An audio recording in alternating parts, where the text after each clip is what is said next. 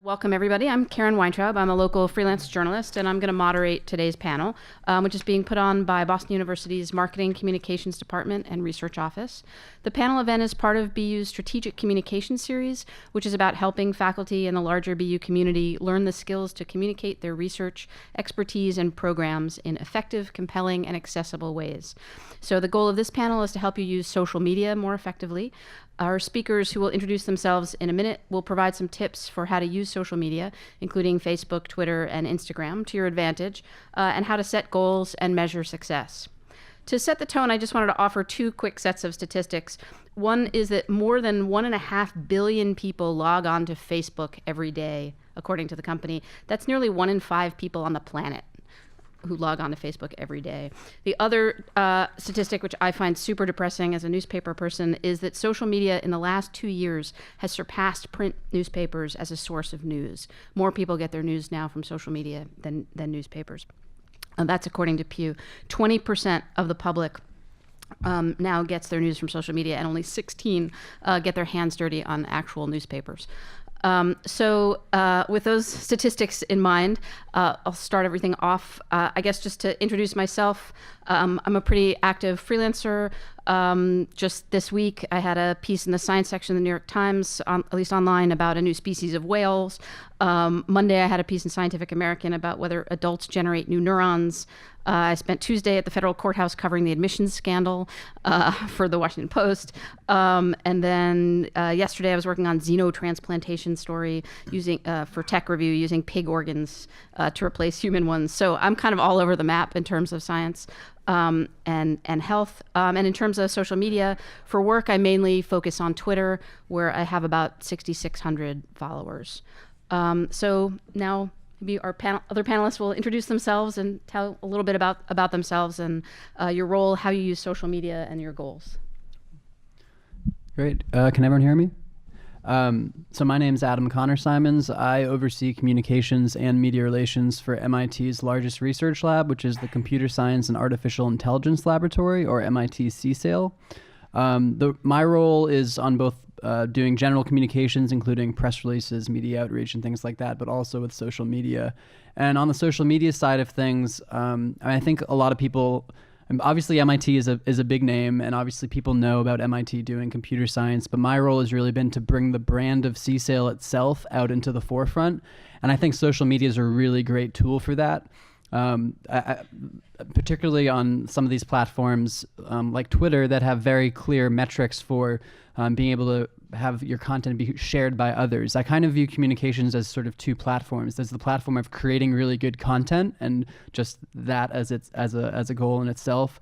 And then there's the question of sort of amplification. And that's really what media outreach is about. That's really what social media is about. It's about getting your followers to sort of become what I like to consider sort of foot soldiers for your cause. So when you share something to them, they not only find it interesting enough on their own, but they share it with everyone they know, which really I think when I look at some of the metrics we've been able to improve on in terms of getting more people to retweet, reshare, regram our content, that's a really good testament to the quality of content that we're putting out. Is that, as Karen alluded to, with sort of this explosion of social media content. We're all on our phones all day. If you think about what it really takes for someone to reshare a piece of content, they have to look at this endless stream of content, all these different posts from all these different institutional accounts, popular accounts, brands, and look at your piece of information and say, not only did I find this interesting, but I found it so interesting that I'm going to share it with literally every single person I know. And so I'm always thinking about social media content with that kind of bar in terms of, is this something that's of value to the person in the audience that we're trying to reach here? Hi, everybody. I'm Steve Ramirez. I'm an assistant professor of psychology and brain science here at BU. So I both teach here and run a lab.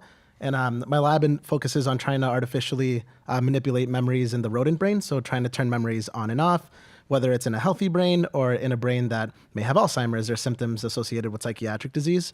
So given how important things like neurodegeneration and psychiatric diseases are, I use social media like Facebook, Twitter, Instagram, Snapchat, the works, for a bunch of different reasons. Like they all serve their own purpose, both personal and more business related. So for instance, one of the more popular accounts that we have is a lab Instagram. And then for me, like as an educator, I take, taking the jargon out of stuff and making it actually intelligible to the greater population very seriously. So on Instagram, for instance, we will post a picture on something lab related, and then we'll try to filter out the jargon and actually try to explain, like, what do we see? So for instance, like you could see a lot of green dots, or we can describe it as this is what a cross-section of a memory looks like in the brain. And then we can do similar things on Twitter to kind of try to self-curate how we communicate these ideas in the lab. And one of the things that we found successful that we were talking about beforehand was that it kind of gives us a new language on how to actually effectively communicate otherwise lofty scientific topics to everybody. And I found this particularly useful just as an analogy where I grew up speaking Spanish and English, and whenever my family asks me, what do you do in lab? I realize that like when I describe this in Spanish, like I have to take the jargon out because I don't know any of the jargon in Spanish. So then you can kind of use that to like reverse translate it back into English into something that's actually digestible. So we can do this, for instance, on Instagram or on Twitter. And one of the things that I've realized more and more since everybody lives on social media these days is that things like Twitter, for instance, can be a great source for self-procuring news, for instance, or even communicating sort of the triumphs and challenges of being in science, whether it's the personal stuff when days are particularly, science doesn't work, or days that are exciting and actually like sharing that little nugget of success with everybody. And then even things like Snapchat, for instance, like having a lab Snapchat has been incredibly helpful because somebody might quickly just snap a picture of like, okay, the mouse isn't doing what I thought it was supposed to be doing, or like, I don't know, this piece of equipment broke. Does anybody know how to fix it? And then everyone responds almost instantaneously and people can see it even if you're not at work. So it's doubly served its purpose, both in terms of being able to distill ideas, to effectively communicate. And I think that, at the end of the day, it also helps with kind of being your own brand too, like especially running a lab now. It's like you can use that lab as like a microcosm of a brand for BU, for instance, and actually go and use this platform to have the kind of outreach that a single person in person might not be able to have. Whereas when you post something on Twitter or on Instagram or on Facebook, then the hundreds or thousands of likes and so on start coming in, and then you kind of have this like mass effect now that you reach the high school student or the parent and everybody in between in a way that one individual might not be able to, again, in person. So which I found particularly exciting and successful about using social media. My name's Eric DelGizzo, and I'm the Media Engagement Associate in the Office of Dean Sandro Galea at the BU School of Public Health. I've been doing it for about 3 years, and when I started, I had never really done social media. I had never tweeted. I was a little scared too, so I kind of learned as I went. And my job is to help the dean engage with the day-to-day conversation to kind of provide a public health perspective on the issues of the day. And we do that mainly through Twitter, but also a little bit through Facebook and a little bit through LinkedIn. And the goal is to connect with a range of audiences to spread the message basically that health is more than healthcare. We try to get people talking about the social, economic, and environmental determinants of health. And social media is great for that because it's there's such a churn. There are so many different people with so many different backgrounds saying so many different things. It kind of blurs the distinctions between different fields and different professions.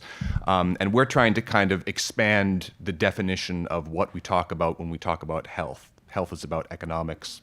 Health is about gun violence and climate change and things like that. And that conversation is already happening on social media. And so our job is to kind of come in and sort of stick a public health lens in front of people's eyes and keyboards to get them talking about it in those terms. And so social media has been great for that. It's been an adventure. Hi, my name is Molly Gluck, and I'm the Digital Communications and Public Relations Associate at Boston University. And Karen, if you wouldn't mind pulling up my first slide, it has a nice overview of my role. I can figure out how to do that. There we go. So I manage the social media and research, or I manage the research and thought leadership focused social media channels from Boston University. So this includes Burst, which is the Facebook page highlighting discoveries coming out of the university, the BU Experts Twitter handle, which really highlights the expertise and commentary of faculty in the news and also on campus. I also manage the BU Experts Medium channel, which is home to both standalone and series of posts highlighting faculty commentary and perspectives and findings relating to trending and timely topics. And I also execute one social media activation per month.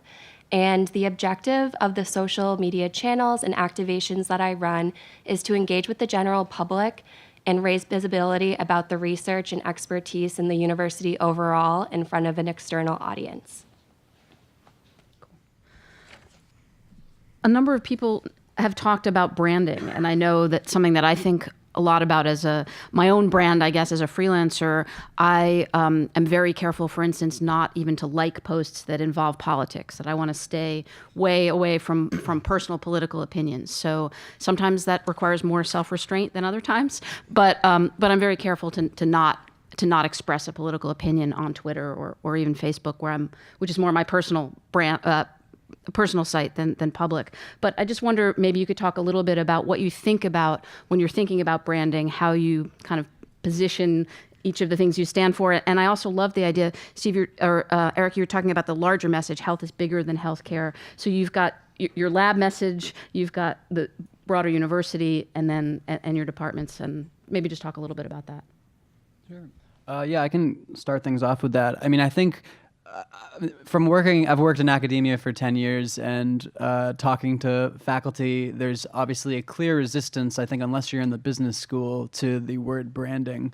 And so, I mean, I really think of brand more as kind of what is your niche? How are you trying to stand out in your field? And I actually think the other thing that I notice a lot when I talk to communications professionals about their own social media platforms is sometimes there's a bit of a insecurity of, well, I'm not the main BU account, I'm not the main MIT account, like what can I really do in my niche? And I've actually found with my account, with my work at CSAIL, that actually having a specialty, having a niche, being a department or lab with a specific topic actually opens up the world a lot more, because you can be specialized and focused. So, when I arrived at CSAIL, we had a really small social media platform. On Twitter, we had somewhere around 3,000 or 4,000 followers, and we've since gotten, in the last 5 years, up to 75,000 followers. And the main way I've been able to do that is I think I've created this brand, or this niche, of CSAIL as what I like to think of as everyone's, quote, fun, interesting, tech-savvy friend.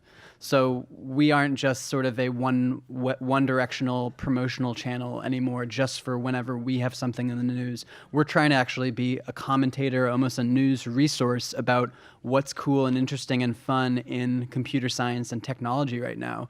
And so I think developing that kind of niche is really a valuable thing to think about at the onset, because you can then, from there, kind of all the content kind of trickles down from there, and you can actually think more holistically. Is this a piece of content that actually works for the kind of message that I'm trying to put out there?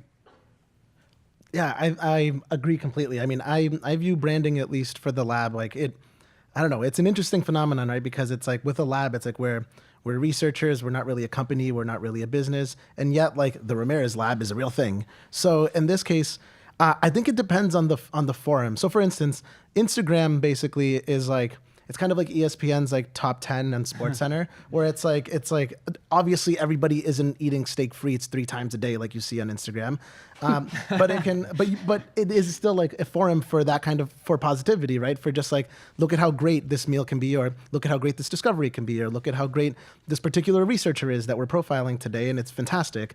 But then you can contrast that to some parts of Twitter, for instance, where it can either be the highs or the lows. And like Twitter tends to be like, I think Twitter is basically the internet thinking out loud. And then in that case, like in 2019, for instance, there's very good reasons to be mad. And then in this case, you hear a lot about that on Twitter. And like I thought about this very carefully when starting the lab in this case, which was that, I really wanted the voice of the lab to be kind of responsive to all the things that, and cognizant of course, but responsive to all the things that are worth being angry about, and saying like, maybe we can throw in like a little bit of positivity there, and that'll become a part of our image of who we are, which is like, again, and the world isn't ponies and sunshine, but it doesn't have to be fire and brimstone on Twitter either. So we try to be a little bit like in the middle, where it's like we try to be In this case, it's like realist and optimist at the same time, where if an experiment works, it is worth celebrating that and saying this is amazing, let alone like, let's say when a paper gets accepted or we get a grant, for instance, or a particular award.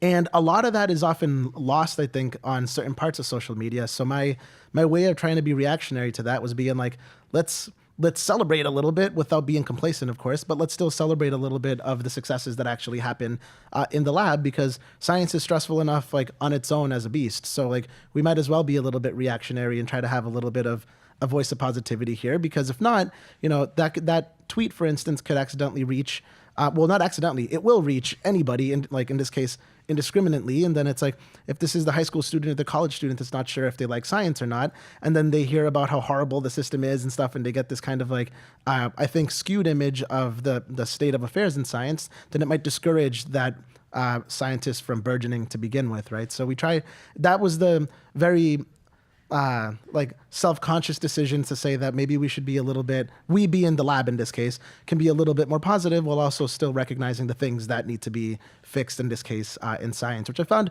has worked particularly well, because when people respond to this, or students, other faculty, the works, they kind of call our lab Twitter or lab Instagram, like it's like a breath of fresh air, the world isn't ending tomorrow in science kind of thing. And I think that that's a little point of pride that can actually serve a larger purpose as well. Adam and I just wanted to live tweet, Twitter is the internet thinking out loud. Thank you for that. Eric? Well, the goal in our office is always to inform a conversation, to get people talking about the broader determinants of health the way that kind of people in public health do. And so at the moment, our brand is that way of talking about those things. So if you, for example, you take the issue of gun violence, now it's fairly common for people to refer to gun violence as an epidemic, but 10 or 15 years ago, it would have been a smaller collection of people. And those folks would have been the ones you would know to go to get commentary on gun violence as a public health issue. But now, lots of people are talking about it in those terms. So our goal is kind of to make it so we're no longer the only people who are talking the way we talk on our Twitter accounts, if that makes any sense. So it would be like talking about economic inequality as a public health issue. That's something the dean has done a lot of writing about, and a lot of the other folks in our school have talked about, but it's still kind of percolating into the broader conversation. So at the moment, you might come to our office or some of our fellow researchers for commentary on that issue through that lens. But ultimately, the goal is to make our brand kind of everybody's brand when they're talking about those issues in the context of health. So the main objective from our brand as a research-focused institution is to make people interested in our brand. So one way to do this is to kind of take a step back and think about the general public's question, why should I care? So there's often so many different interesting findings within each research paper, but to really just highlight the most widespread impact or the most shocking finding really helps kind of engage with external audiences. And then also just to remain as relevant as possible. So to keep an eye on what's happening on the news and therefore what's happening in social media, and to make sure that BU has a piece of the conversation and can kind of share their thought leadership and research-based insight on what's happening in the news is a really impactful way to get our brand out there in an appropriate and effective way. Quick follow-up for you. Do you feel like you're mostly reacting to things or getting ahead? How do you think about that? There's always a mix. So, for example, if a data breach happens, then it's awesome to be able to kind of tap our security department and see if they can share some immediate best practices, not only with the media, but to post on our Medium channel and then to go up on our Burst and BU Experts social channels. But a lot of times we can plan ahead. For example, if we know that it's World Health Awareness Day, we can tap a health expert and get their word out there and make sure that they're reflected on social media in time for the holiday. Does anyone else want to talk about that at all? Okay. And I was really struck, Steve, by what you're talking about, the positivity and putting not a Pollyanna face, but the best possible face, I guess, or the best realistic face on science. Is that something that you think about with every post, or is it sort of a meta thing, or? I think it's on average. So it is a meta thing because that said, like I would also be doing a disservice if it was only positive things all the time, because then that could skew things in the other direction where somebody might think that science just works all the time and that every experiment is amazing, when in reality it's like, no, I mean, we're juggling with mice all day. So it's like, in this case, like it does have its own value. So in this case, I think it depends, because whenever I post on Instagram or on Twitter or on Facebook even, it's like, it's amazing. Like after becoming a professor, I realized, okay, now whether I like it or not, I am to some extent speaking for a larger thing, right? So then, which I tend to like, but then I also have to like be careful in this case, not to the point of necessarily walking on eggshells, but I do have to be a little bit more careful to make sure that like, when I want to really, really think out loud, it's like, maybe I should just call my best friend and say it, like have that one-on-one instead. But that said, like there are other things where I think it really has served, I think, a good purpose where, like we're for the most part positive, and like I try to make it clear when I'm speaking for the lab or speaking for myself kind of thing. But then, whenever there is like a disappointment, or whenever there is like a paper that's rejected from a journal, or the plethora of grants that we have not gotten, things like that, like that juxtaposition I think is a little bit more powerful, because then people see that like, oh, you're still human, of course, right? And it's like you're still impacted by disappointment, but then you also still have this kind of like, let's punch forward mentality regardless. And I think that has served, well, for myself especially, I think like it's served a really healthy purpose to just like be able to talk out loud about whether it's like all things science, the highs and the lows, but then again, still trying to make it like a, if things didn't work, then how can we work the problem kind of thing, instead of just like, wallowing in self-pity. I think it's like, I try to wallow in self-pity for maybe like 10 minutes, and then it's like, okay, like the earth is still spinning, so I got to move on, right? But again, I acknowledge that that's my fingerprint with this. Right. Eric, do you think about that at all? I mean, public health can be a big downer sometimes. It can be, yeah. Well, sorry, but occasionally, but there's good news too. We try to strike a balance, and we try to make sure that we're engaging with issues. It kind of depends. It depends on what's happening in the news. And then there's the question of whether you want to engage with everything that happens in the news. We talk a lot about the urgent versus the important. And the urgent is kind of the day-to-day scrum of social media, where everything is happening all at once. And you could absolutely try to talk about it all, but it might not sound phenomenal. And then there's the important, which are the broader themes, the things that are always happening. The climate is heating up. The economy is getting more unequal. This is affecting people's health. And we want to make sure that the urgent doesn't obscure that. And that has to do with just making editorial decisions on the fly, and also being a little bit more strategic and thinking about what we want to talk about, this week, next week, going forward. Do you want to tackle that one too, or? Yeah, I'm happy to. I think the other thing that's important to realize is, that you can't, people can see when you're sugarcoating something, especially as an institutional account. And so I think it's really important to take those sorts of issues head on and not kind of shy away from them. I mean, this is something that comes up all the time with AI and the idea of AI taking jobs and AI taking over the world and all the other sort of apocalyptic scenarios. And so I think it's really valuable to, it's a both and situation where you can both talk about the positive feel-good stories in your field while also not shying away from, if there was a huge job report about the state of how AI is going to disrupt the world, that you also handle that too, and you don't pretend that that's something that just doesn't exist. Molly, is that? Yeah, so I think especially when we're talking about problems that a lot of people care about, it's very important, as Adam noted, to be very honest when acknowledging them, but it also is really helpful to really indicate that the research coming out of the university, in my case, or different faculty members are working to find a solution, and to also highlight the progress that's been made to solve a type of problem, so it's not like all of our content is having a doomsday tone. Right.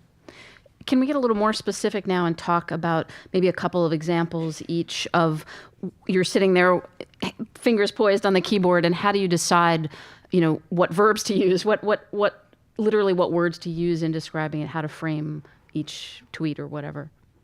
Well, I think one thing that's really interesting to note, and it's something that now that I've been in communications for a few years that I notice all the time, is when you can tell, you can really just tell, because it's so telegraphed, that a tweet or a post was created by someone who is so excited that they had a piece of information in the news, right? Like I usually, for when I give presentations, I have this tweet that basically is from my Brandeis days in my old job, and I invite people to kind of just rein in criticism of how bad this tweet was. I mean, and what it was, it wouldn't be out of place on anyone's timeline today, in fact, but it basically was something along the lines of, Professor Musashio Aldo shares take on Petrobras scandal in Bloomberg. And you see that kind of post all the time. Every day you see someone say, Professor blank says shares take on blank in blank. And it's so boring for everybody. No one, that is a post that so telegraphs that a communications professional just received a media hit on Google and they're so excited to share it with you. And it has nothing to do with someone's reality. You don't know, I mean, from that post, starting with a professor's name, and I'm sorry to the professors in the room, but for the most part, it doesn't matter who you are. What they care about is what you're saying. What they care about is the thought leadership you're bringing to it, right? So literally, and I've said this at MIT, and people laugh, but the only professor that we will ever put their name in the tweet for is Professor Tim Berners-Lee, and he invented something called the World Wide Web, so people know him. But so, putting the professor's name up front is something that telegraphs that we're trying to make it about us. Saying that, you have an opinion on a thing. What is the opinion? That's the important part. Not giving enough context. In the case of this tweet that I've shared, it didn't give any context. It said the Petrobras scandal. Do all 8,000 of our followers know what the Petrobras scandal is? Probably not. We maybe need to frame it in a slightly different way so that people at least are curious enough to care to click more.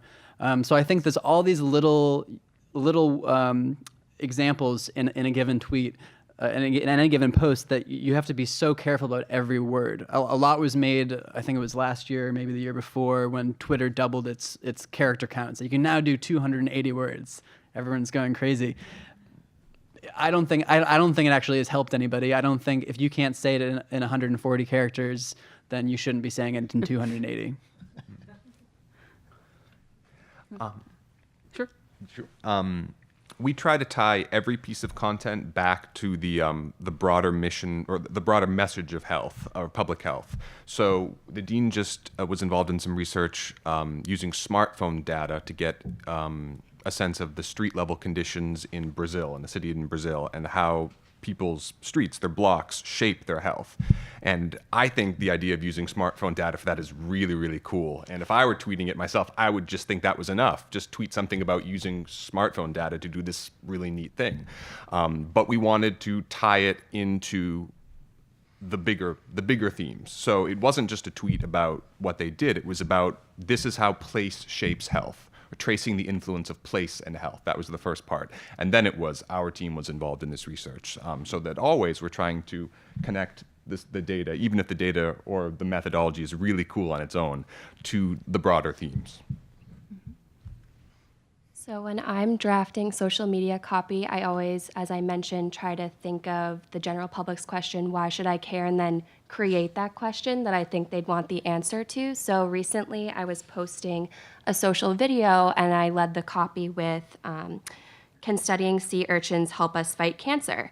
And then I elaborated about how the biologist has discovered that certain genes responsible for pattern formation in sea urchins may also control the movement of cancer cells in humans. The more we learn about this process, the better equipped we'll be to block it and save lives. So I didn't think that the correlation between sea urchins and cancer prevention was common knowledge. So I thought that leading with this type of question would be really effective for grabbing the audience. And just furthermore, social videos can be a really great way to break down complex and technical research to be able to be easily digestible and understood by the general public who will be directly impacted and positively impacted by the work we're trying to communicate. That also brings up another point, which is, are you at liberty to make those decisions by yourself? Do you have to go to somebody else and say, is this okay to tweet? So luckily we have such great resources to post off of. So I always have a full research article that I'm pulling from with a lot of different facts and details, so I know that what I'm posting is accurate, but it never hurts to run your tweet by your team members. We have Slack in our office, so I'll just post, what do we think of this? And just for quick input. So it kind of it's great to be able to bounce ideas off of other people, but I think that a lot of people can be timid when it comes to using social media. So as long as your post is accurate, I would say go for it, and the negative backlash won't be what you expect it is. Right. Yeah, this is something that like we came across with recently, where I think if you're a little bit hesitant on tweeting or posting something on Instagram, right, or the works, right. So I think cross-checking it with somebody never hurts, and like we think about this a lot for the lab Instagram, because we know that the lab Instagram is in and of itself an entity, and then there's like a dozen and a half people in the lab, so we want to make sure that it accurately represents whether our finding or views of the works.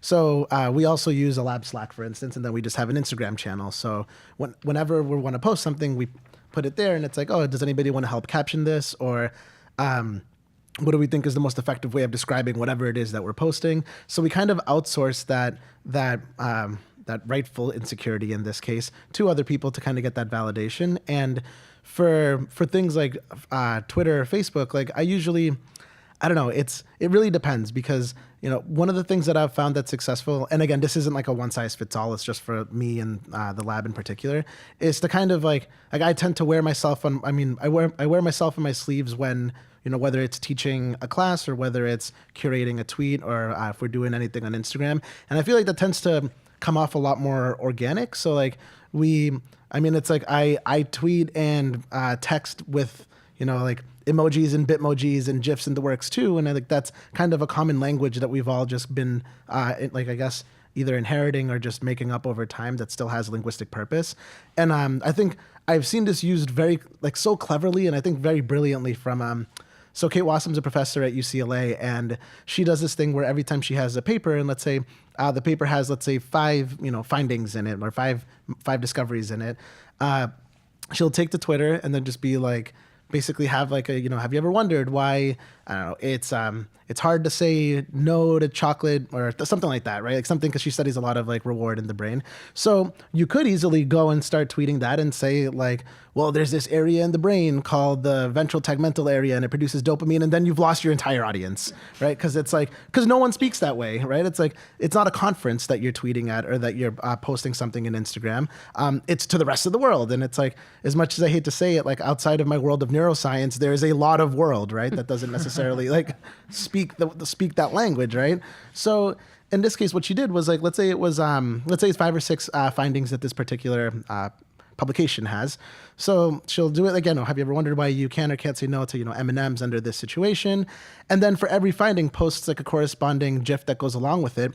And it's pretty brilliant, because the GIFs, I haven't asked her how long this actually takes, but most of them are pretty spot on, where you find a GIF of like somebody that maybe like wants to approach a reward but isn't, and you can see the hesitance in their eyes or something, or what reward looks like in the form of like a quick GIF or a quick video or something. And I think that I was so inspired by it, because I thought that like, wow, this actually makes sense just visually to everybody in this case, right? It's hardcore neuroscientists studying dopamine or not.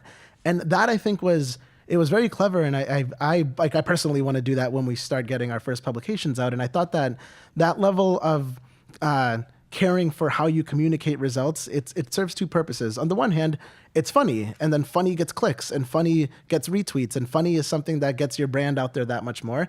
And then on the second hand, it's like funny can also be a pedagogical tool to teach, right? It's like we tend to pay attention more when we're laughing at things.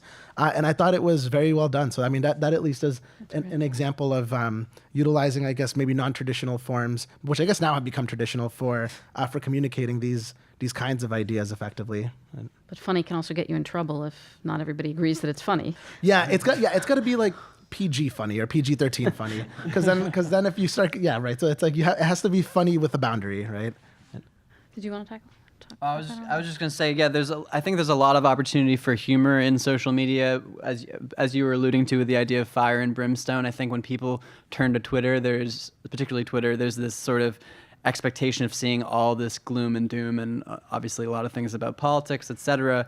And so wherever there are possibilities to bring your audience together, also, like I sometimes try to think about what the CSAIL tribe is, and it's like kind of a lot of like really geeky, quirky computer scientists and programmers and coders all over the world who are like curious, like, what is MIT thinking about computer science today?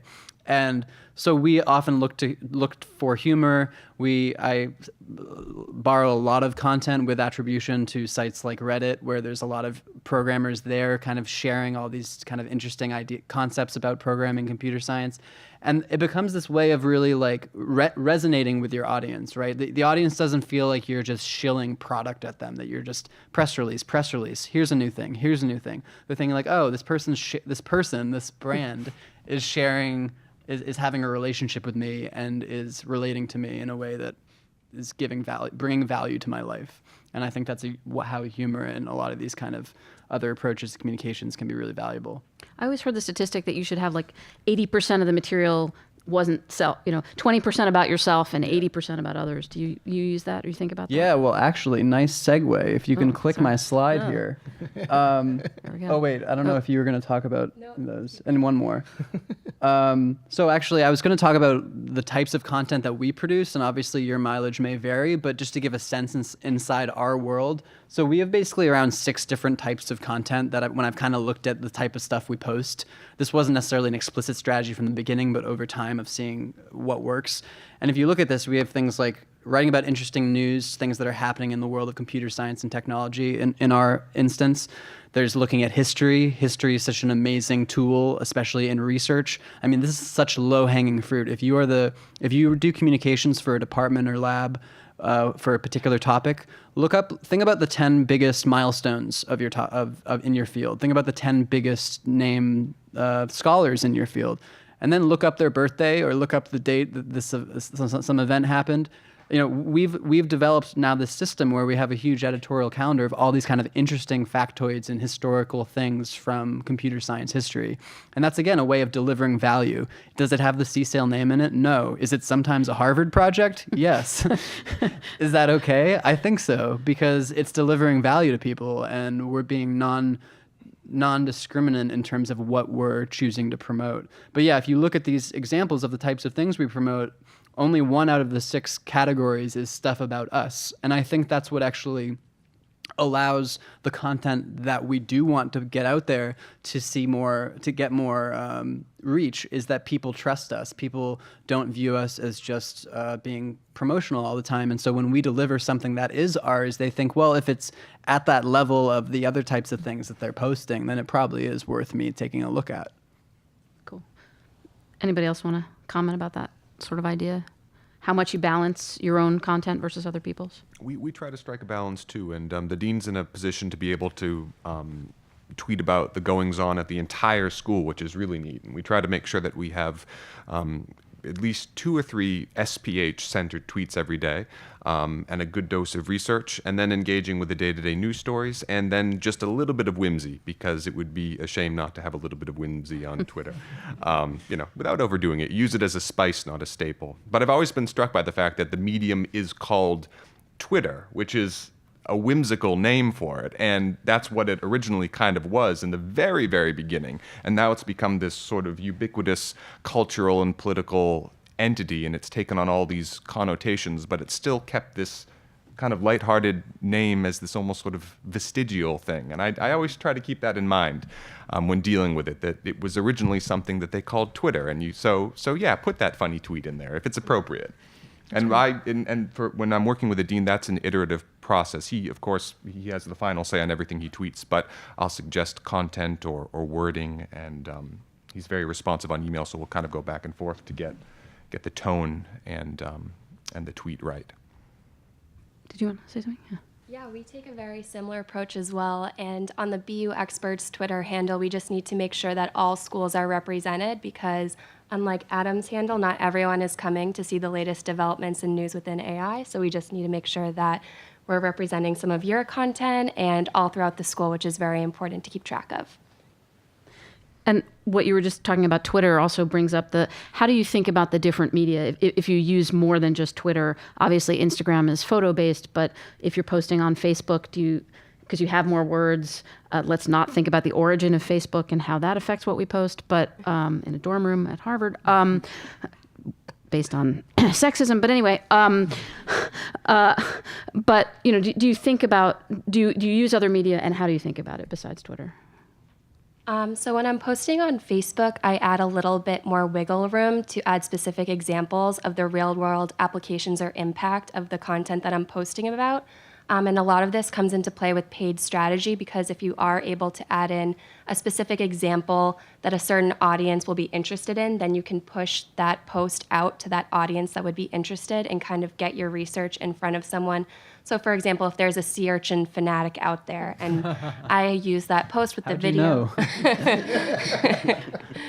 And I push that post out to people who are interested in sea urchins, now all of a sudden they're more aware that the study of sea urchins is leading to a breakthrough in cancer prevention, which they might not have known before, but would definitely be interested in.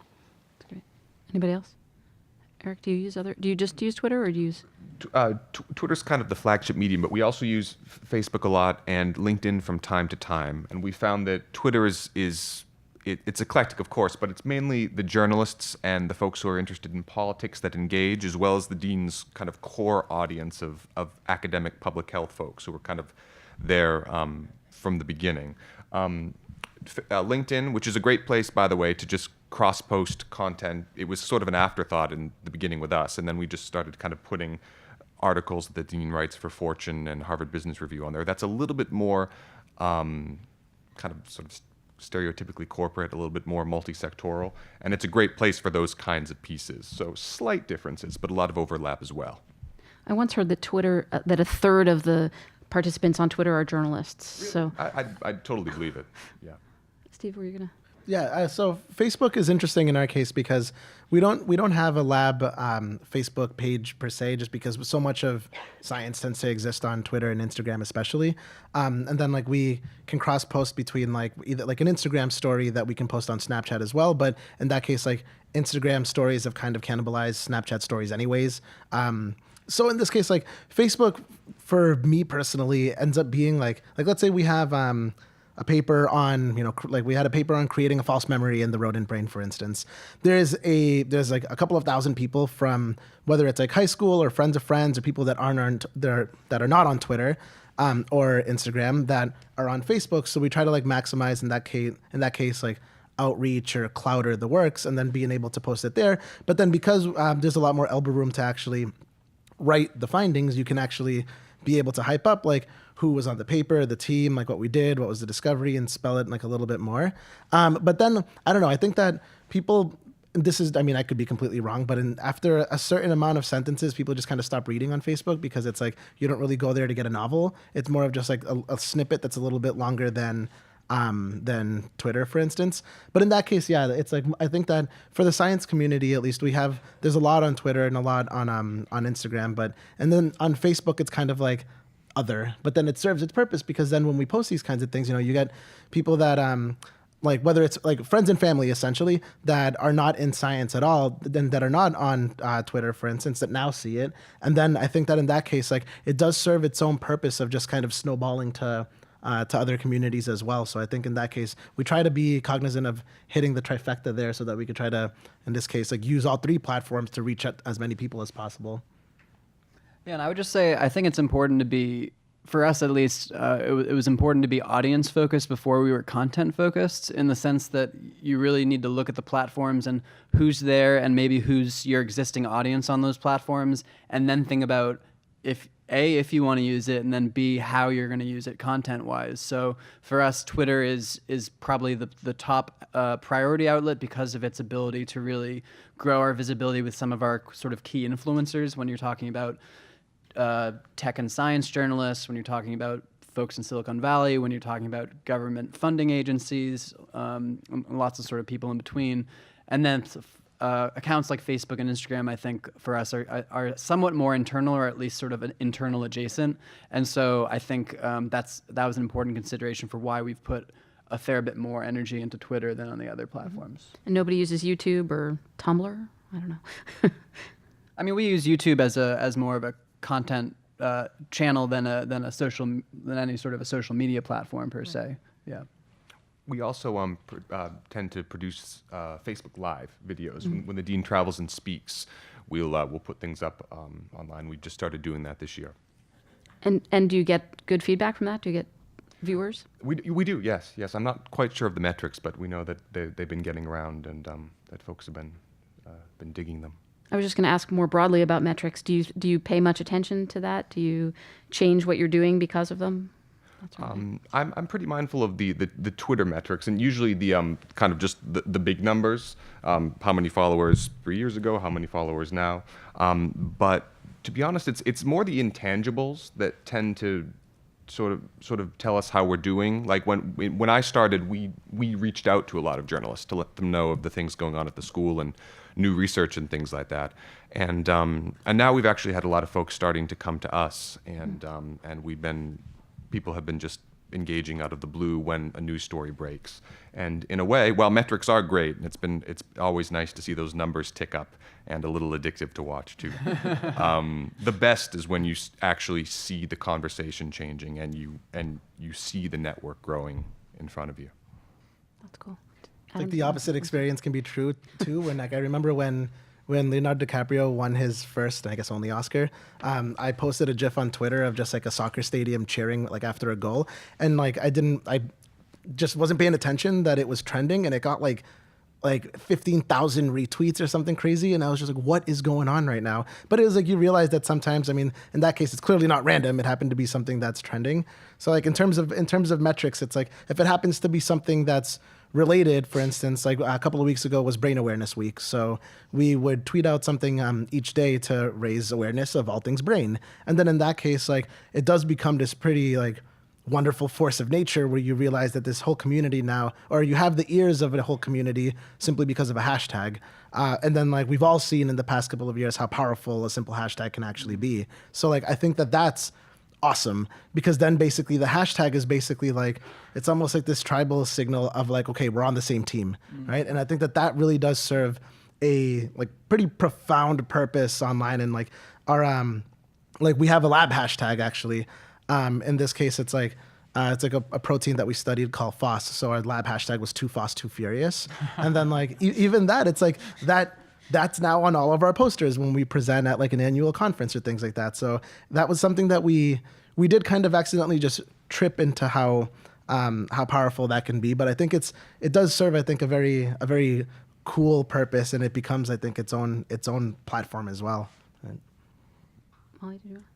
Yeah, and just building off of what Steve said, it's very important to pay attention to metrics, but if you really do want something like a Facebook Live or a Reddit AMA to perform well, it's really helpful to get members of the social media community engaged. So, for example, me and Steve just worked on a Reddit AMA together last month, and ahead of time, we reached out to the different associations and organizations and publications that he's affiliated with, and they were able to help kind of promote and raise awareness about the conversation, because obviously the journals that he's published in or the reporters talking about him are going to reach a very relevant, informed audience who would value from the Q&A discussion that we hosted on Reddit. And this was a great way to drive engagement. I think National Geographic posted, NIH, that kind of thing. So it's really great to find different communities to collaborate with to accomplish one mission together. Mm-hmm.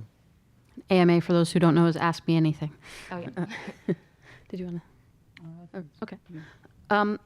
So when something goes viral like that, it also might invite some criticism. How do you handle negative responses or trolls? Have you faced that at all? Any of you?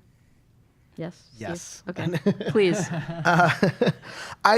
I don't know. I'm like a kill the world with kindness kind of person. It's like fight fire with water, right? Because then you'll put out the flames. Whereas if you fight fire with fire, the whole building burns down. So like in this case, for me, it's just like there's always going to be haters, right? And then it's like I like to believe that I can convince the world's mind as to why science is a great thing, or why we should continue to, put in our tax dollars for studying both basic science and the stuff that's detrimental to us, for instance. But so to give a couple of examples, I'm very like team open access. So on our lab, we have a lab website, and then like all of our grants or that are funded and unfunded and pending, and all of these ideas that we have, like data, the works, we just post it on there all the time, because I think that it's a way that like I think of it as a way of everybody standing on each other's shoulders rather than each other's feet kind of thing. And then when you do that, when you post your ideas out there before they're officially published, for instance, or even officially funded, you get kind of there's a lot of ageism that happens where it's like you get a lot of like the more senior people that might say, well, aren't you scared of A, B, C, or D? And it's like, well, yes, of course. Like those things to be scared of are always there, but I don't want that to be a reason why I don't do something that I believe in, because then fear wins out kind of thing, right? So then I think whenever there's either trolls or people that very much disagree with you, like I try to do it with tact and actually engage in the conversation, and rather than being reactionary and just kind of like exploding, which like trust me I want to do because I'm human, I have to be able to like at least what I do is like I take that step back and say, well, okay, so even if I vehemently disagree with this person's point, I want to at least meet them halfway, and with the goal of maybe pulling them a little bit more back, like whether it's like politics and stuff that tends to be the big one, or even the way I run the lab, for instance. Like I try to have a very like egalitarian feel in the lab where it's like there's no hierarchy kind of thing. It's like every idea can be a good idea. Ideas don't discriminate kind of thing. But you do get a lot of detractors that say, well, like, what if somebody in lab walks all over you? Or what if somebody in lab takes advantage of A, B, and C? And then it's like, while true, I try to engage in that conversation and saying, well, these are the safeguards and these are the ways that we make sure that there's boundaries. And these are the ways that I can put on my professor hat, but I can take it off and also talk to you like a human being as well, because you're a person first and not just a checkbox for data collection. So I try to engage those conversations that can be admittedly like tough and colorful, and like a lot of people like aren't willing to listen in that moment. And sometimes I don't know if Twitter is the right place to fully solve a problem. Like I don't remember the last time on Twitter where somebody was like, that is a great point, you're right and I'm wrong. It's like just I don't think it's like it's when that happens, right, it's like a unicorn of a day. So I try to think of it more as like, instead of trying to change your mind, let me at least try to like incept you a little bit that maybe there's more than one way of viewing the world, or that there's more than one way of running a lab, or being a positive voice for science or not. So again, I try to handle it really, I guess with patience, right? And then it's like, is my goal to hear myself think out loud right now and like go back and forth and toe to toe with this troll?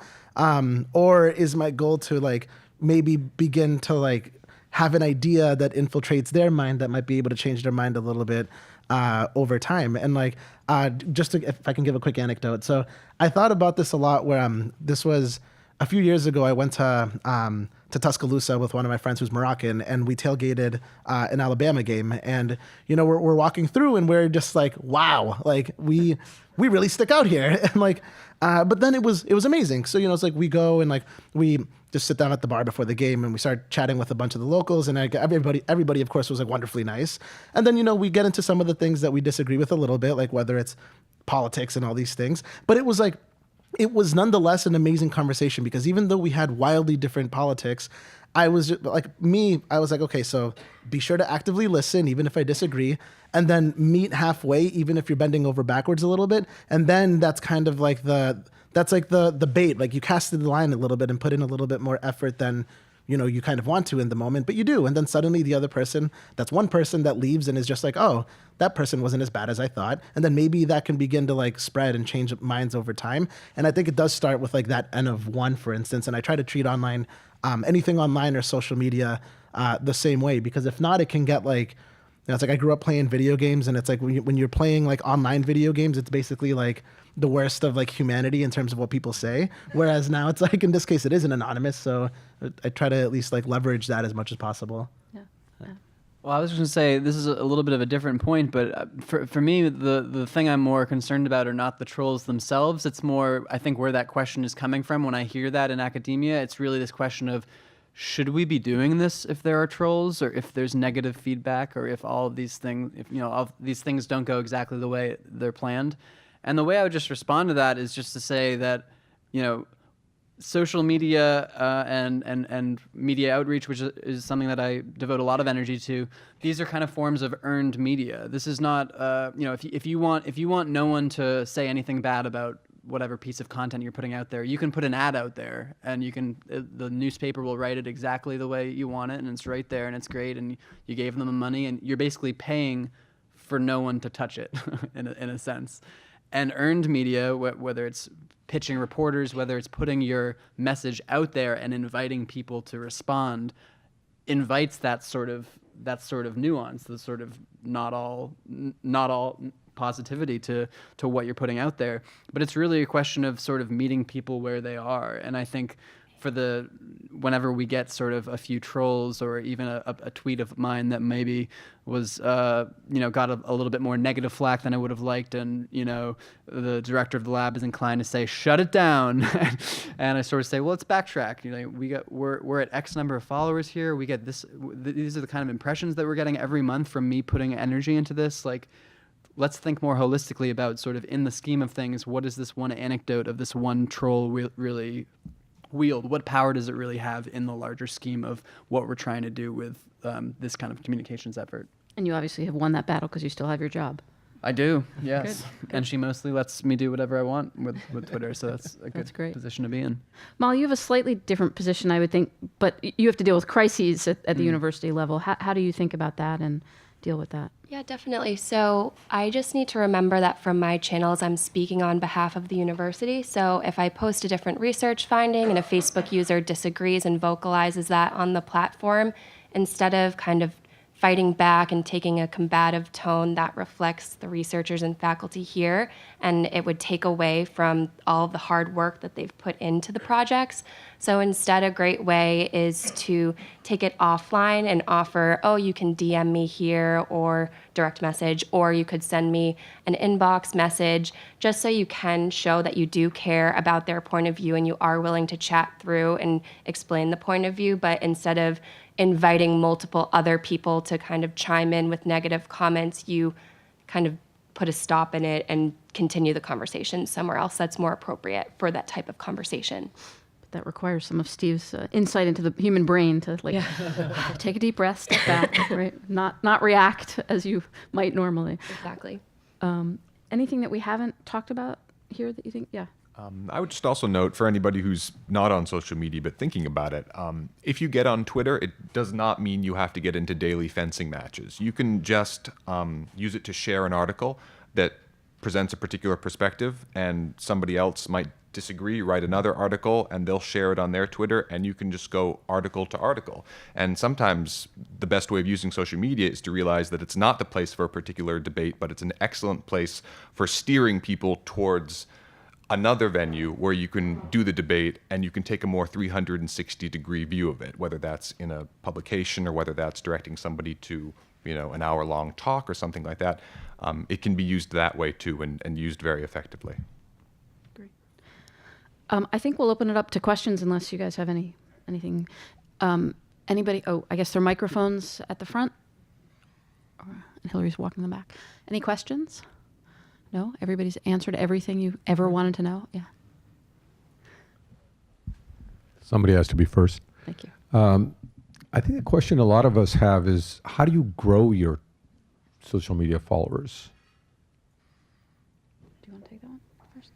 Sure. Well, I mean, I think my advice is probably a little bit more useful for the folks who are running communications, social media accounts for communications, for departments or labs or things like that. But I guess I would say that one thing is, we're very proactive in terms of having a coordinated approach when we have major news about us that is going out there. So as an example, I have a big editorial calendar of research papers that we cover. We have papers that we send these papers out to reporters under embargo. The day that the embargo lifts, we hopefully get maybe 5 or 10 or 20 news stories about this particular research project, and that's a great opportunity. I think the time for this striking when the iron is hot is when people are already talking about you at least a little bit more than they'd otherwise be talking about you. So when we have something like that happen, we'll actually go through, and it's a very very old school approach of when someone retweets a piece of content that's about our research, maybe let's say a tech outlet posts something and 100 people retweet that article about that project. We'll actually go through and skim through the people who just retweeted that project, who retweeted the news item about it, and anyone who seems like they'd be a relevant demographic for us, if they're computer scientists or if they're programmers, coders, tech, Silicon Valley types. we follow all of them. And the reason we do that is because that we know two things about them. We know that they're interested in our content, and we know that they will literally proactively retweet content of ours. So it kind of goes back to what I said at the beginning, that we know that they're another person that's sort of a foot soldier for us, and someone who hopefully if they start following us, they'll be interested in doing that kind of resharing when they see a piece of content directly from us.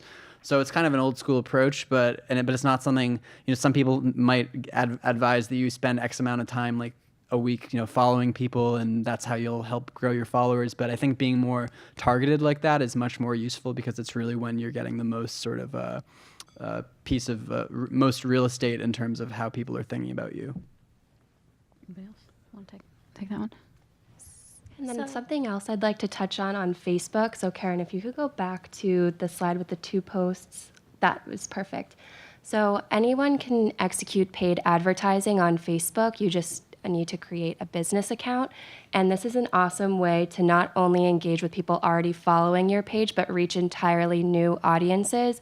And you can do this through a variety of strategies. So the first example I used was a post about a portable diagnostic device that can easily detect infectious diseases like Ebola and malaria. So for this post, I was able to target people by interest. So I was able to really hone in on people who are interested in Ebola, infectious disease prevention, and medical research. But you can also, in addition to interest-based targeting, you can do location-based targeting. So in addition to pushing this out to people living in the United States, I was able to reach people in Africa, where there have unfortunately been a lot of Ebola outbreaks. So the ability to really connect with the people who can be positively benefited by this breakthrough device was really impactful for reaching new audiences. And then after you're able to connect with these new audiences, the people who like and share your post, you're able to keep track of. And if they're not already following your page, you can invite them to do so, which is a great way to expand your reach. And you can also do a lot of behavior-based targeting. So for the second post I've included, going back to the sea urchin video again, I was able to target people who like burst, and you can do something that's creating a custom audience of a lookalike audience. So that's Facebook takes everyone who's liked burst and finds people with almost identical behaviors and interests on Facebook to help you reach a whole new group of people who are very likely to also be interested in the content that you have. So that's a really great way to replicate the already strong foundation that you've built and expand into new groups. Anyone else? No.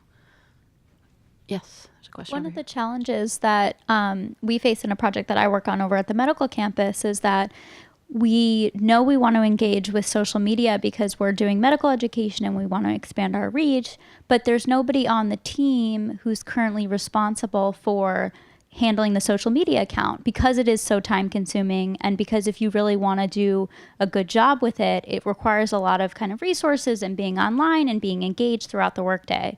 So how do you kind of get that foundation without feeling the need to siphoning off a huge chunk of time to somebody on the team? Steve, do you want to take that? Is that something that, because you obviously, your lab folks have other things to do besides tweet. Yeah, I figured that'd be a good start. I'd love to hear what everyone else thinks too. But on our end, what we do is I don't know. I recently got a plant, so it's kind of like watering a plant, where I don't know. It's like you don't want to you don't want to smother it with too much affection water, but you need to water it, right? So then, and I think that what we try to do is we'll tweet maybe once or twice a day, and I think that way we're not inundating our followers, for instance, with nothing but, again, ponies and sunshine and stuff. But in terms of time consumption, it's tough because we have somebody, for instance, that me and her, she's a research assistant in the lab, Olivia, both of us basically run the lab Instagram, and for that we try to post once a day or once every other day. And then I basically try to tweet also once a day or every other day. So in that sense, it's maybe a little bit different because we're building kind of followers from the personal brand of the lab kind of thing, as well as me just tweeting out loud or Instagramming out loud. But in terms of the time consumption, I don't know. I think it does get easier a little bit, just so you kind of know what's a good tweet or a good Instagram and which one's kind of probably going to fall flat a little bit. So I think, and I don't know if this is good or bad advice, but I would just say have somebody I don't know how the team works in this case, but you have somebody that it's like, okay, your job for, not your job, but part of your job for the next week or the next month is like, run a tweet of the day or an Instagram of the day by us and by a couple of people, and then let's just post it. And it will pick up steam like over time. But also similar to the question on like how to build followers, it's like sometimes it takes engaging in some conversations or seeing what's trending or what's topical or finding your niche online as well. But the time consumption part, I think that the amount of time that it would take to post something, I think like gets smaller and smaller the more you do it, because you get into like Twitter shape, right? Or like Instagram shape. And I think that when you keep that going, it can reach escape velocity, and now you're like, all right, you kind of have the hang of it. So if anything, I think it's like, I don't know, this is kind of cliche, but it's like, it would be to just start, right? And then like try it out a little bit, and maybe, I'm sure like everyone else is probably going to have more specific advice on that. But at least on my end, that's what we did from the get-go, right? Adam, how much of your time is spent on Twitter? Well, I would say, I mean, at this point, I think it's now a very well-oiled engine. And so, I think a lot of the work that we put in was at the very beginning. And now, I mean, really when I started, I got here at MIT 5.5 years ago. I'd never written a line of code, taken a computer science class. I didn't really know the first thing. And so I kind of actually did what I alluded to earlier. I kind of was like, all right, what's interesting computer science content? What would these people be interested in? I looked up, I mean, this is obviously going to be different for different types of institutions, but I basically did things like looking up the 30 most popular programming languages and figured out what date they were each founded on and put those into my editorial calendar. It's like, okay, cool, now I have 30 things for the year that are 30 more pieces of content for the year. And then I looked at interesting computer scientists and said, okay, there's 30 birthdays. I mean, obviously it's not as just sort of like blocking and tackling like that. Like I started developing more nuance to what actually the CSAIL voice was. But I think just kind of trying to find the sort of low-hanging fruit to start with, and then thinking about maybe looking at other institutional accounts that you really admire and thinking about what types of things are they posting that's really interesting. Is there some sort of way that we could add value in that same space? I think just it really takes sort of some initial brainstorming, and then once sort of the groundwork is laid, it becomes a lot easier. Anybody else want? Molly? Oh, all right. I found it takes a lot less time than you'd think going into it. And one of the things you can do is you can program your tweets in advance, and that can sometimes help too. So you can have like a stable of 10 tweets that you plan to send out during the week, and you can just put those all in over the weekend, and then as interesting things come across your radar, you can tweet about them. But even 1 or 2 tweets a day, I think the analogy of the garden is perfect. Just water it slightly over a long period of time, and you'll be surprised at what can grow. Mist, don't drown. Yeah. And yes, mist, don't drown. Yeah. But or get a succulent. I don't know what's better. No, I was going to say I highly recommend this strategy of scheduling posts in advance, because I've found that weekend and weekday Twitter are completely different beasts, and it's really nice to not be in the thick of it during the week. So, I mean, we check our posts throughout, maybe once or twice a day to say, is it going well? Is there been any blowback? But we're not spending a lot of time in the thick of it all day, which is really great for mental health. So, another question? Yeah. Yeah, I have a follow-up question regarding paid advertising on Facebook. So I was just curious, for those of you who are paying to promote your posts, what does your budget look like, say, per post? And then actually a second question related to that. So I currently manage Facebook and Twitter accounts, and we're not paying to boost any posts. In the past, I have worked in an organization where we were paying to boost Facebook posts. And it seemed like after a while, we sort of had a situation of diminishing returns, of where, like, if we weren't paying to boost the post, it wouldn't get much in terms of organic reach. And I've read that anecdotally and heard that from other people working in communications as well. It's if you're paying all the time, then if you stop paying, your organic reach kind of evaporates. And I'm just curious if anybody else has experienced that. Molly? Yeah, so that's a great question. We haven't experienced a huge dip based on organic reach after stopping promoting, but for Burst, I almost always boost the posts I'm promoting, just because the algorithms of Facebook today kind of force you into a pay-to-play situation. It just is a really great way to expand to whole new demographics and groups of people who may not have BU on their radar but would be interested in the work. So we've seen great benefit in pushing out our posts and boosting them with paid advertising. But to that point, even though paid is really impactful, it doesn't mean that you need to invest a ton of money. We can boost anywhere between $30 to $70 and see great impact as long as we strategically think about who we're pushing it to. So it is possible to kind of leverage paid advertising without having it suck up your entire budget.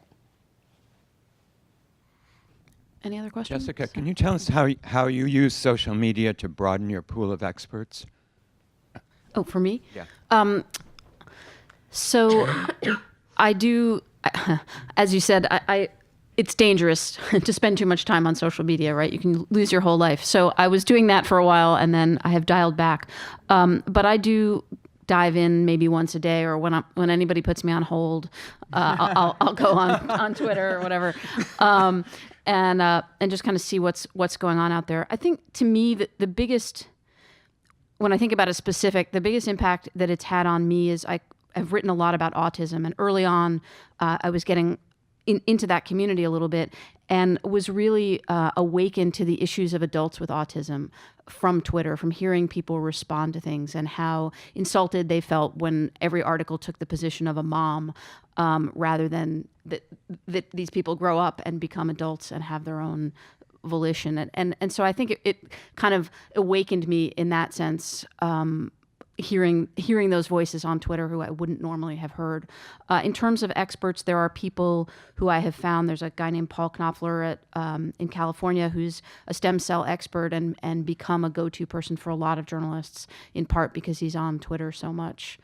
You obviously have the same kind of thing, Steve, where you've kind of upped your public persona by being on Twitter. So I do think it is helpful. It can backfire, I guess, if if there's somebody who's putting out garbage. I notice that too, and I will ignore them. Other questions? Oh, there's one here. I don't know if. Hi. Oh, sorry. I have kind of a groundwork question. As we develop and design what it is we want to push and promote from our center, how do we know that we're staying within the BU branding and communications guidelines? Molly, that one's. I think those are publicly available, and I'd be more than happy to share a best practices document with you afterwards, if that would make sense. Great. Kind of going off that question, there's so many, labs, departments, centers, programs, initiatives, et cetera, that have Facebook, Twitter, Instagram. How can we kind of at BU utilize or leverage those together to, add other people? Or is there like any kind of centralized resource where you can see like a list of who has what and to be able to follow them, or, to tag them in posts or things like that? So is your role a communicator for one of the different departments or schools on campus? So I work with BU's Best, so it's not my primary goal, but it helps reach students and alumni and other people too. Yeah, definitely. So every school and department page does have a link to the Twitter and Facebook accounts, but there is also a master spreadsheet, I believe, with the different channels and their corresponding social handles. So I'd be happy to share that with you. But then also just going to the main school website is a really easy link to be able to find their social handles. And I found it very helpful that, especially since I'm posting content about all of the different schools, when there is room to, as Adam noted, not to lead the post and make it very BU focused, but to make sure to tag that different school or department just so that they can see it and share it with their networks in kind of a discreet way, to not only capture a broader audience, but also to make sure that the people who we are talking about are aware and are able to help spread that with their networks. Thank you. Great question here. And then if we can get a mic in the second row here. Thanks. Yep. Hi. I work for the ECE department at BU, And I was just wondering what you guys think of is the best platform to share job opportunities, especially for students. We focus a lot on using Facebook, Instagram. Actually, we don't have Instagram, but LinkedIn and Twitter. But I feel like our engagement isn't that great, especially with the students. So I was just wondering what you guys think would be the best.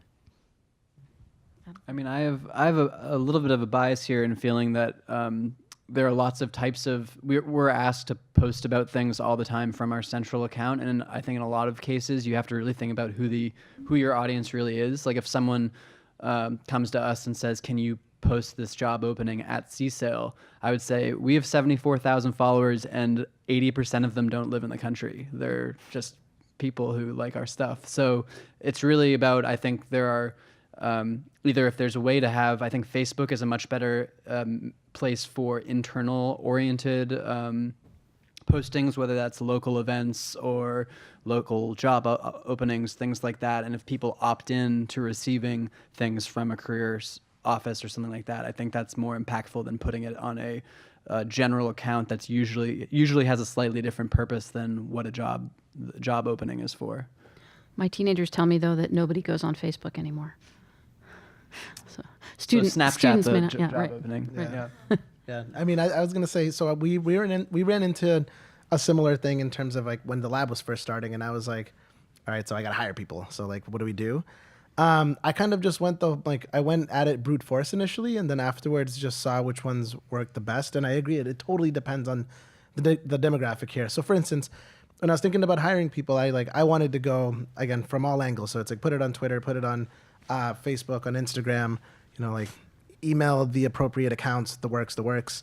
And then in terms of students, for instance, like, somebody please correct me if I'm wrong, but like my understanding, at least from just the biased impression that I get from teaching, is that like students tend to live more on Instagram and Snapchat way more than Facebook and Twitter in this case. But then again, this is my biased cross section. So then in that case, like whether, I don't know if there's like an Instagram account for like, I don't know, it's like whether it's like BU jobs or opportunities or something like that, or either that or maybe something like we were saying, something more internally where it can live on social media, which is great because the likelihood, of course, of it reaching someone else increases. But then maybe more internally, like having some like centralized stuff for job listings and so on works as well. So I think it's like it depends on who the target audience is in this case. Okay, last question. Hi, I have a question just about managing content flow, or I guess how much. And let's say you have 3 great posts that for that day that you and your team or yourself have worked on, and then circumstantially, out of the blue, something happens that is huge in your field, or something unforeseen gets in the way, and all of a sudden you have 10 potential posts that you want to make. And what kind of factors do you consider when deciding which ones to not oversaturate, but also get across all the information that you feel is important to your brand and your listeners? I mean, I think this is a really important question, and part of it's kind of, I kind of view my role sometimes as sort of like reading the room of Twitter and sort of saying what do people want to hear about. I was going to send a press release out Monday morning first thing, and then Sunday afternoon when the Mueller thing dropped, I said there's no way anyone's going to talk about anything but this for the next day and a half, and so I didn't send it. So kind of having a feel for that sort of thing, about realizing from looking at Twitter and just the news cycle, what are people talking about? It's not me right now, and I'm not going to force myself into this conversation, is really valuable. And and I think, and again, it's sort of, and then seeing the great thing about social media in a lot of ways is the ability to get instant analytics. So if it's something like when we had an announcement for a new College of Computing at MIT, we had one post that did so absurdly well in the morning that we don't usually post another thing in the like 2 hours later, but we said, all right, we have another kind of angle on this and people are all talking about it. Let's talk about this. That one did really well. 2 hours later, we have another post. So kind of just that's the great thing about this, is that you can kind of see in real time how your work is impacting things. That's both a blessing and a curse, because then there's also the danger of sort of being part of this feedback loop and this sort of this, I think from a pure time management perspective too, this sort of the sense of like, oh, now it's at 60 retweets, now it's at 8, cool. And you got to make sure you kind of get off that hamster wheel. Steve, did you want to jump in, or anybody else want to jump in on Oh, I was going to say kind of the opposite experience, where I had one tweet that was really, I think it was like February 3rd that did really, really well. And then February 4th, which was the day after the Super Bowl, and I'm a big Pats fan, posted something about the Patriots, and it was just like dead silence because the country hates the Patriots. So it's like, so you can see it work in reverse too. I think I lost some followers, but. Great. Yeah. On that note, thank you guys. I hope you were as interested in this as I was. I think please give these guys a round of applause. Thank you.